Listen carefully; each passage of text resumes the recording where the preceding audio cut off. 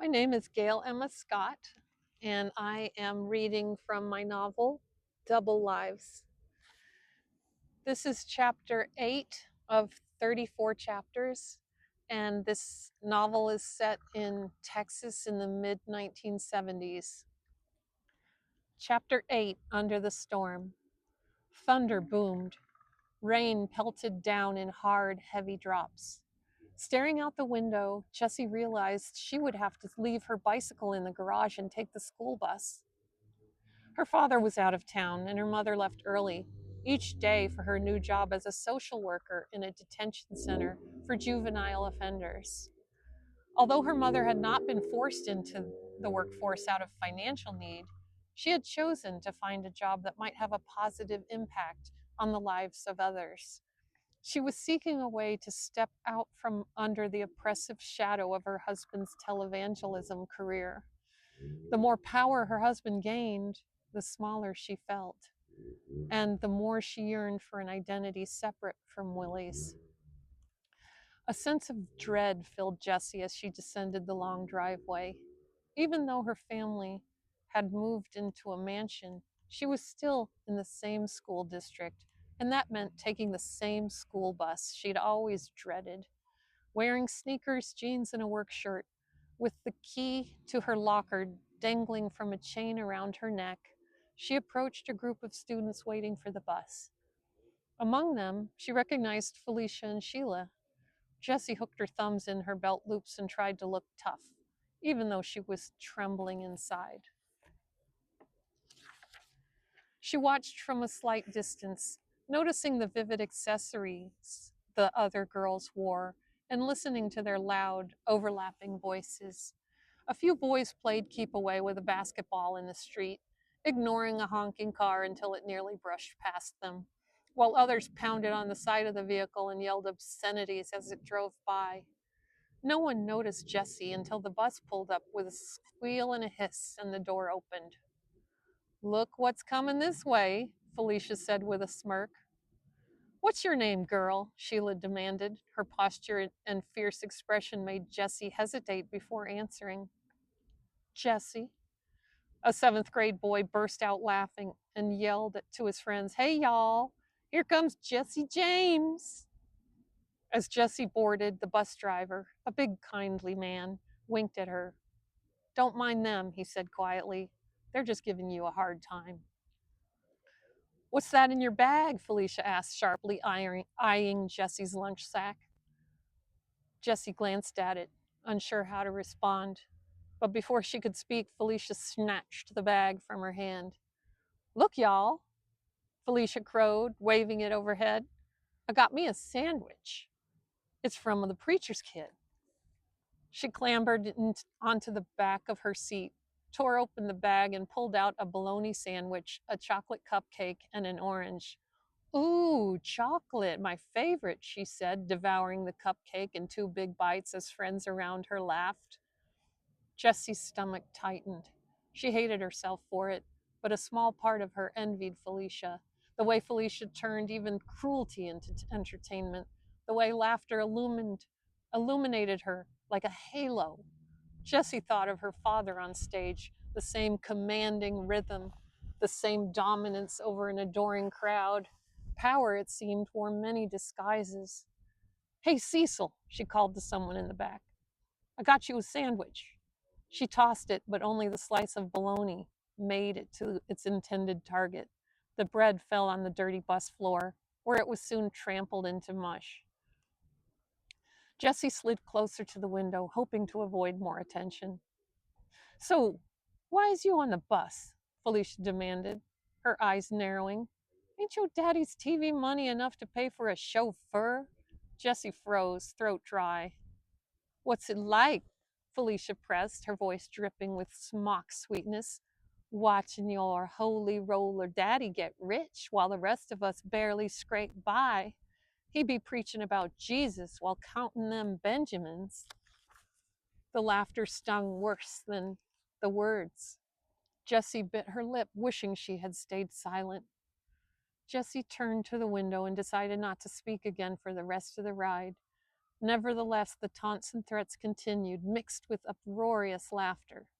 Felicia entertained everyone by claiming she'd beaten Jessie up in the girls' bathroom.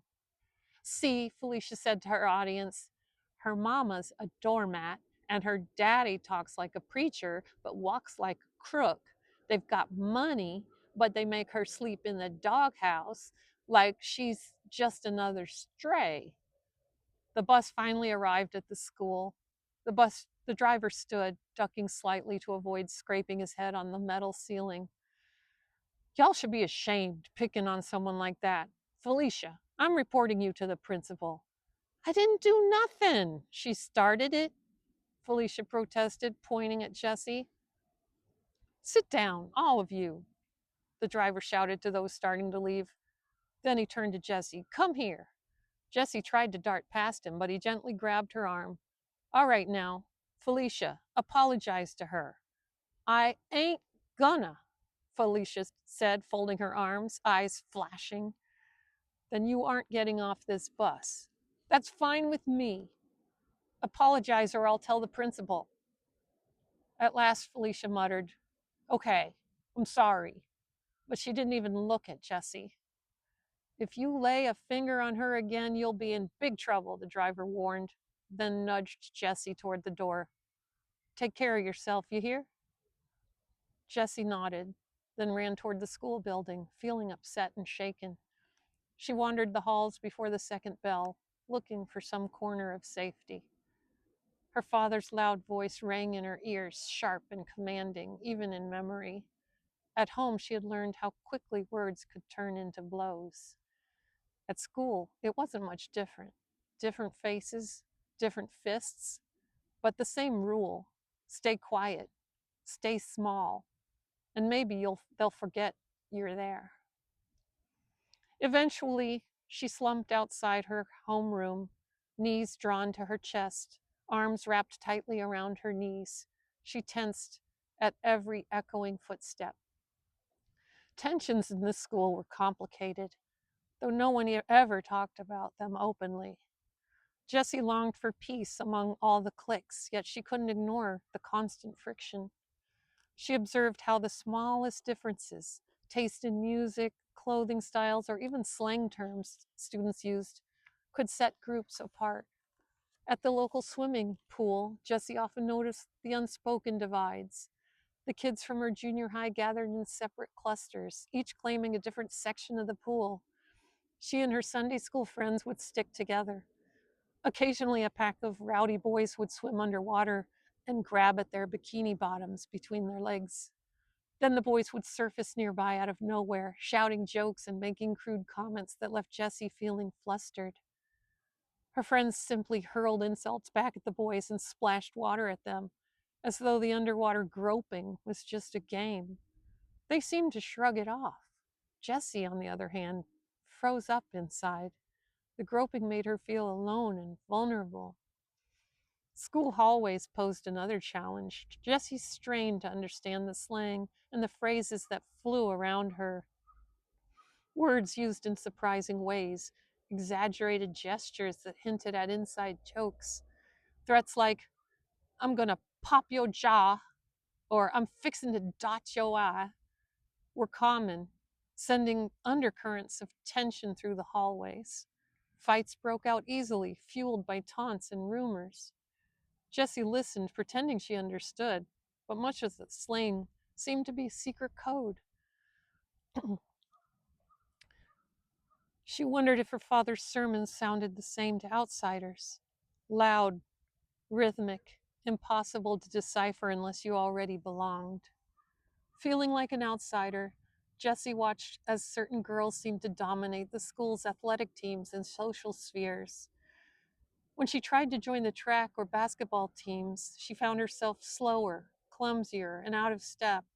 She watched from the sidelines, both admiring and envying the confidence she saw in other girls. As she rounded a corner one day in the school's hallway, Jessie witnessed a confrontation between Cedric, a quiet, reserved black boy who sat near her in English class, and a group of hostile kickers. One of them accused Cedric of acting too friendly towards some white girls. including her sister, Dawn. Insults spiraled into yelling, and a larger, aggressive kicker grabbed Cedric by the neck, slamming him into a wall. Jessie stood frozen as the scene exploded into a brawl. Fists flying, shouts echoing, and blood splattering on the lockers. Cedric's friends rushed to help, but the cycle of anger and violence spun out of control. Cedric ended up battered on the floor, gasping while chaos raged around them. Jessie wanted to move, to speak, to do anything, but her feet felt nailed to the ground. Shame burned her cheeks as she realized she was as motionless as she had been when her father hurled a glass against the wall at dinner. Violence always made her freeze, a storm she couldn't stop but had to survive. These constant clashes left Jessie feeling guarded, unsure when a casual comment might spark hostility. She went home each day with her shoulders tight and her nerves raw, aching for a truce among her classmates. She dreamed of a world where people weren't divided by race, rumors, or social barriers. Each bus ride, each walk down school hallways, and each team practice on the field reminded her how fragile peace really was. That night, when thunder rolled across the lake, Jessie lay awake, listening. Every crash made her flinch, but she didn't pray for silence. At least storms were honest about what they were. People were not. The end of chapter 8 of Double Lives.